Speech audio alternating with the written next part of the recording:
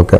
ಇದು ನಿಮಗೆ ಇನ್ಫ್ರಾಸ್ಟ್ರಕ್ಚರ್ ಯಾವ ತರ ಇವತ್ತು ನೀವು ಕಾನೂನು ಕೆಳಗಡೆ ನಿಮಗೆ ನಿಮ್ಮ ವ್ಯಾಪಾರವನ್ನ ಮತ್ತೆ ನಿಮ್ಮ ಜೀವನವನ್ನ ನಿಮ್ಮ ಹಕ್ಕನ್ನ ಮತ್ತೆ ನಿಮ್ಮ ಒಂದು ಸೆಕ್ಯೂರಿಟಿನ ಕಾಪಾಡ್ಕೊಳ್ಳೋದಕ್ಕೆ ಇರೋ ಅಂತ ಟೌನರ್ ಅಪ್ಲಿಕೇಶನ್ ಇದು. ಇದನ್ನ ಜನ ಫಸ್ಟ್ ಸರಿಯಾಗಿ ಅರ್ಥ ಮಾಡ್ಕೋಬೇಕು, ಇದನ್ನ ಸರಿಯಾಗಿ ಬಳಕೆ ಮಾಡೋದನ್ನ ಕಲಿಬೇಕು. ಗ್ರಾಹಕರು ಒಪ್ಕೊಳ್ಳದೆ ಹೋದ್ರೆ ನಿಮಗೇನು ತೊಂದರೆ ಇಲ್ಲ. ಇದನ್ನ ನೀವು ಸರಿಯಾದ ರೀತಿಯಲ್ಲಿ ಬಳಸ್ಕೊಂಡಾಗ ಅವಾಗ ಗ್ರಾಹಕರಿಗೂ ಒಂದ್ ಕಡೆ ಅರಿವು ಮೂಡ್ತಾ ಬರ್ತದೆ. ಇದೊಂದು ಸರ್ಕಾರಿ ದರ ಇದೆ. ಅವಾಗ ನೀವು ಅವಾಗ ಹೇಳಿದ್ರಿ ಜಾಸ್ತಿನೂ ಕೊಡ್ತಿದ್ದಾರೆ ಕಮ್ಮಿನೂ ಕೊಡ್ತಾ ಇದಾರೆ ಅಂತ.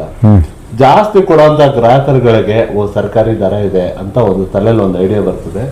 ಕಮ್ಮಿ ದರ ಕೊಡ್ಬೇಕಾದ್ರೆ ಡ್ರೈವರ್ಗೆ ತಲೆಯಲ್ಲಿ ಸರ್ಕಾರಿ ದರ ಇದೆ ಅನ್ನೋದು ನೆನಪಾಗ್ತದೆ. ಇವರಿಬ್ರು ಒಂದೇ ಅಂಡರ್ಸ್ಟ್ಯಾಂಡಿಂಗ್ ಕಾನೂನು ಕೆಳಗಡೆ ಕೆಲಸ ಮಾಡಿದಾಗ ಮಾತ್ರ ಈ ಕೆಲವು ಗ್ರಾಹಕರ ಮೇಲೆ ನಡೀತಾ ಇರೋಂಥ ಶೋಷಣೆ ಆಗಿರ್ಬೋದು ಅಥವಾ ಚಾಲಕರ ಮೇಲೆ ನಡೀತಾ ಇರೋಂಥ ಶೋಷಣೆ ಆಗಿರ್ಬೋದು ಒಂದೇ ಒಂದು ಸಮದಟ್ಟಾದ ಒಂದು ರೇಖೆ ಮೇಲೆ ನಿಂತ್ಕೊಂಡು ಜೀವನ ಒಳ್ಳೆ ರೀತಿಯಲ್ಲಿ ನಡೆಯಕ್ ಸಾಧ್ಯ ಆಗುತ್ತೆ.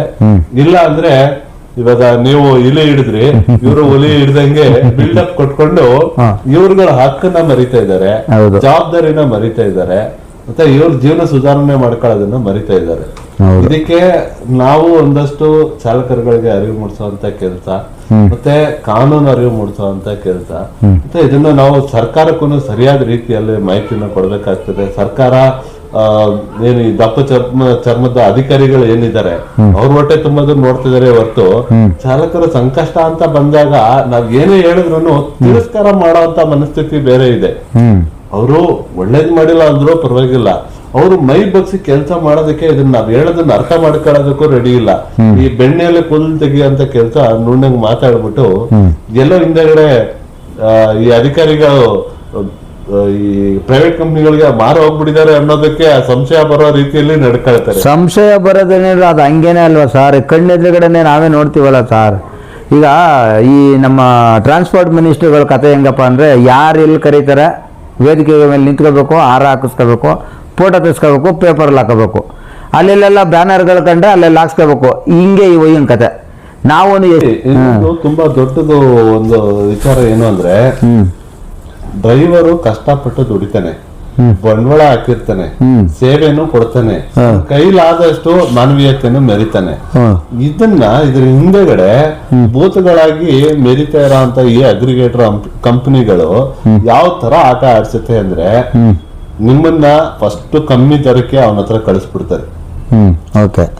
ಒಂದೊಂದ್ಸಲ ಜಾಸ್ತಿ ದರ ಕೊಟ್ಟು ಕಳಿಸ್ತಾರೆ. ಅಲ್ಲಿ ನೀವೇನ್ ಕೇಳಿರಲ್ಲ, ನೀವು ನಿಯತ್ತಾಗಿ ಕೆಲಸ ಮಾಡೋದಕ್ಕೆ ಗೌರ್ಮೆಂಟ್ ರೇಟ್ ಅಲ್ಲಿ ದುಡ್ಡು ಮಾಡೋದಕ್ಕೆ ನೀವು ನಿಯತ್ತಾಗಿ ಇರ್ತೀರಾ.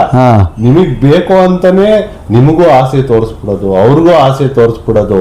ನೀವಿಬ್ರು ಗಾಡಿಯಲ್ಲಿ ಕುಂತ್ಕೊಂಡಾಗ ಕಸ್ಟಮರ್ ಹೇಳ್ತೇನೆ ಮನ ಮರಿದಿಲ್ವಾ, ನಿಮ್ಮ ಮನೆಯವ್ರು ಚೆನ್ನಾಗಿ ಇರ್ತಾರ, ನಿಮ್ ಗಾಡಿ ಹಾಳಾಗಲ್ವಾ ಅಂತ ಅವ್ರು ಬೈಯೋದು. ನೀವುಗಳು ಕಮ್ಮಿ ರೇಟಿಗೆ ಬರ್ತೀಯಾ, ನೀನೇನ್ ದುಡ್ಡು ದುಡಿಯಲ್ವಾ, ನಿನಗ್ ನನ್ ದುಡ್ಡೇ ಬೇಕಾ ಅಂತ ನೀವು ಬೈಯೋದು.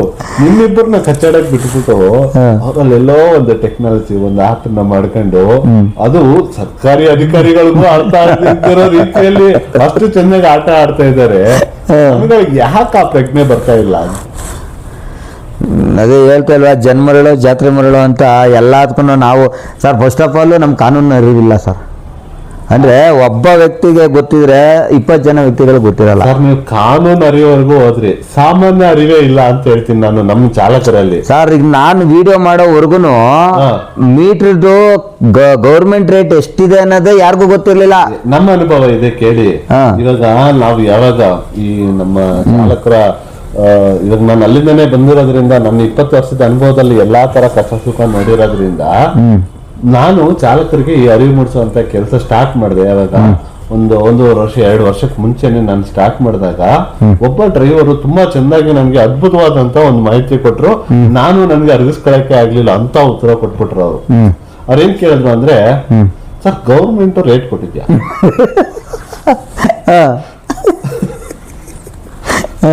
ಕ್ಯಾಬ್ ಡ್ರೈವರು ನಾನು ಹೇಳಿದೆ, ನೀವು ಹೊಸಬ್ರ?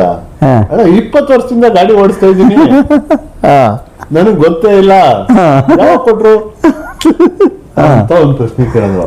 ಸರಿ, ಮೋಸ್ಟ್ಲಿ ಎಲ್ಲೋ ಊರಿಗೆ ಹೋಗಿರ್ಬೇಕೇನೋ ಪಾಪ, ನಾವು ಅಷ್ಟೆಲ್ಲ ಕಷ್ಟಪಟ್ಟು ನಾಯಕರೆಲ್ಲ ಸ್ಟ್ರೈಕ್ ಮಾಡಿ ಸರ್ಕಾರ ಆದೇಶ ಹೊರಡಿಸಿದ್ರೆ ಮೋಸ್ಟ್ಲಿ ಗೊತ್ತಿಲ್ವೇನೋ ಪಾಪ ಊರಲ್ಲಿ ನೆಟ್ವರ್ಕ್ ಇಲ್ವೇನೋ ಅನ್ಕೊಂಡು ಸರಿ ನಾನು ಹೇಳ್ದೆ ಅಣ್ಣ ನಿಮಗೆ ಸರ್ಕಾರಿ ರೇಟ್ ಕೊಟ್ಟಿರೋದು ನಿಮ್ಗೆ ಯಾರು ಹೇಳೇ ಅವತ್ತು ಗೊತ್ತಿಲ್ಲದೆ ಇರ್ಬೋದು, ಆಮೇಲಾದ್ರೂ ಯಾರಾದ್ರೂ ಗೊತ್ತಿರೋರು ಹೇಳ್ಬೇಕಲ್ವಾ.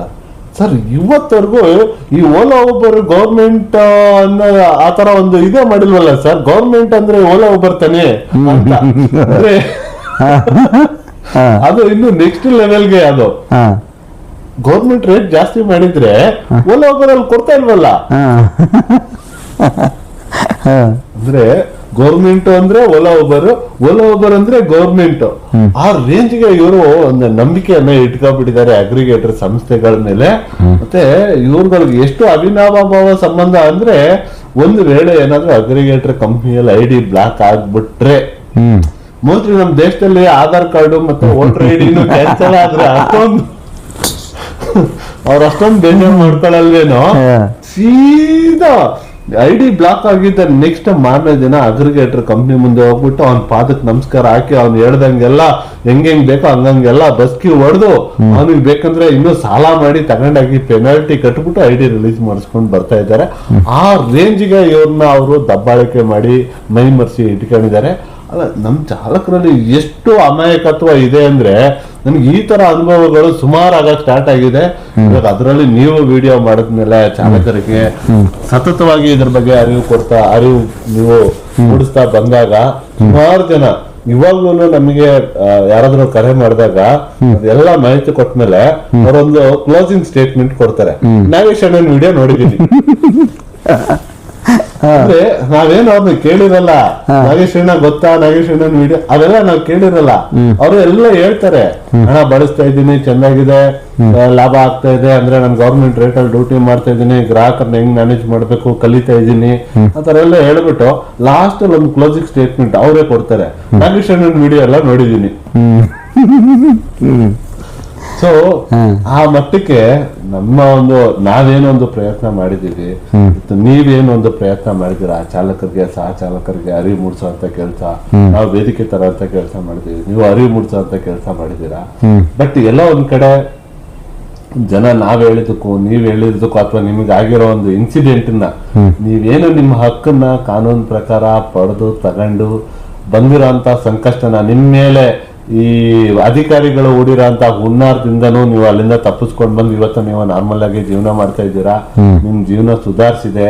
ಬಟ್ ಇದನ್ನ ನೀವು ಅವಾಗಲೇ ಒಂದ್ ಮಾತು ಹೇಳಿದ್ರಿ, ಇದನ್ನ ಹೆಂಗಾದ್ರೂ ಈ ಅಗ್ರಿಗೇಟರ್ ಸಂಸ್ಥೆಗಳಾಗಿರ್ಬೋದು ಅಥವಾ ನಮ್ ಚಾಲಕರುಗಳಿಗಾಗಿರ್ಬೋದು ನಿಮ್ಮ ಒಬ್ಬರ ಜಯ ಲಕ್ಷಾಂತರ ಜನ ಚಾಲಕರ ಜೀವನನ ಬದಲಾಯಿಸೋದಕ್ಕೆ ಒಂದು ಬುನಾದಿಯಾಗಿ ಇರ್ತದೆ. ಆ ಒಂದು ಆಲೋಚನೆ ಇಟ್ಕೊಂಡು ನೀವು ಕಷ್ಟ ಆದ್ರೂ ಪರವಾಗಿಲ್ಲ ಅಂತ ನೀವು ಎಲ್ಲ ನಿಮ್ಮ ಪ್ರಯತ್ನಗಳನ್ನ ಮಾಡಿ ಇವತ್ತು ಅವ್ರ ಮುಂದೆ ಇಟ್ಟಿದ್ದೀರಾ. ಬಟ್ ನಮ್ ಚಾಲಕರು ಇನ್ನೂ ಅದನ್ನ ಬೇರೆ ತರ ಅಪಾರ್ಥ ಮಾಡ್ಕೊಂಡು ನಾಗೇಶ್ ಅಣ್ಣ ಜೈಲ್ಗೆ ಹೋಗ್ಬಿಟ್ರು ನಮ್ಮನ್ನು ಹಾಕ್ಬಿಡ್ತಾರೆ, ಕರ್ಕೊಂಡು ಹೋಗ್ಬಿಡ್ತಾರೆ ಅನ್ನೋದು. ಅಲ್ಲ, ಅದನ್ನೇ ಏನ್ ಹೇಳ್ತಾ ಇದೀನಿ, ಅಪ್ಲಿಕೇಶನ್ ನ ಬಳಸಿ ಸರ್ಕಾರದ ರೇಟನ್ನ ಕೇಳಿದ್ದಕ್ಕೆ ನಾನು ಜೈಲ್ಗೆ ಹೋಗಿಲ್ಲ, ಇದು ಸ್ಪಷ್ಟತೆ ನಂದು. ಜೈಲ್ಗೆ ಹೋಗಿರೋ ಕಾರಣ ಬೇರೆ. ನಾನು ಅವಾಗಲೇ ಹೇಳ್ದಂಗೆ ನನ್ನ ಮೇಲೆ 4 ಸೆಕ್ಷನ್ ಸಪ್ರೇಟ್ ಹಾಕಿದ್ದಾರೆ. ಸಪ್ರೇಟ್ ಹಾಕಿರೋದಕ್ಕೆ ಕಾರಣ ಏನು ಅವಾಗಲೇ ಹೇಳ್ದಂಗೆ ನೀವೇ ಹೇಳಿದ್ರೆ ಈಗೋ ಹರ್ಟ್ ಆಗಿರ್ಬೋದು, ಏನ್ ನನ್ಗೆ ಹಿಂಗ್ ಮಾತಾಡ್ಬಿಟ್ನಲ್ಲ ಅಂತ ಹೇಳ್ಬಿಟ್ಟು ಕೋಪಕ್ಕೆ ಮಾಡಿರ್ಬೋದು, ಇವನ್ ಡ್ರೈವರ್ ಅಲ್ವಾ ಇವನು, ಹಿಂಗೇನ್ ಬೇಕಾದ್ರೆ ಮಾಡ್ಬೋದು ಅಂತ ಮಾಡಿರ್ಬೋದು. ಬಟ್ ನಾನು ಅವತ್ತು ಹಂಗೆ, ನಾನು ಸ್ಟಿಲ್ ಆಗಿ ಅವತ್ತು ಹಂಗೆ ಇದ್ದೆ ನಾನು. ನೀವೇನ್ ಮಾಡ್ತೀರಾ ಮಾಡಿ ಸರ್, ಕೋರ್ಟ್ ನಿಮ್ಮ ಕೋರ್ಟಲ್ಲಿ ಈಗ ಚೆಂಡಿದೆ, ನೀವ್ ಹೆಂಗ್ ಬೇಕಾದ್ರೆ ಒತ್ಕೊಳ್ಳಿ. ನಿಮ್ ದಾಖಲಾತಿ ಮೇಲೆ ಅದು ಕೋರ್ಟ್ ಆದ್ರೇನು ಅಥವಾ ಸರ್ಕಾರಿ ಅಧಿಕಾರಿ ಆದ್ರೇನು, ಸೊ ಕಾನೂನನ್ನೇ ಪಾಲನೆ ಮಾಡ್ಬೇಕು ಹೊರತು ಕಾನೂನು ಬಿಟ್ಟು ಆಚೆಗಡೆ ನಿರ್ಧಾರ ತಗೊಳಕ್ ಅವ್ರಿಗೂ ಅಧಿಕಾರ ಇಲ್ವಲ್ಲ. ಇಲ್ಲ, ನಮ್ ಪಾಪ ಅವರು ಜಡ್ಜ್ ಕೇಳಿದ್ರು, ಕೇಳಿದ ತಕ್ಕಂತೆ ನಾವೆಲ್ಲಾ ಡಾಕ್ಯುಮೆಂಟ್ ತಗೊಂಡು ಮುಂದೆ ಇಟ್ವಿ. ನಮ್ಮ ಅಡ್ವೊಕೇಟ್ ನಾನು ಅಲ್ಲಿ ಸ್ಟೇಷನ್ ಅಲ್ಲಿ ಇದ್ದಂಗೆನೆ ಅವ್ರು ಕೋರ್ಟಲ್ಲಿ ಇದ್ರು. ಸೊ ಕೋರ್ಟಲ್ಲಿ ಇದ್ದಾಗ ಏನು ನಡೀಬೇಕಾಗಿತ್ತು ಎಲ್ಲ ಟ್ರಯಲ್ ಎಲ್ಲ ಮಾಡಿ ಆಮೇಲಿಂದ ವ್ಯವಸ್ಥಿತವಾಗಿ ನಾನು ಆಚೆ ಬಂದಿದ್ದೀನಿ. ಇವತ್ತಿಗೂ ನನಗೆ ಹೆಮ್ಮೆ ಇದೆಪ್ಪ.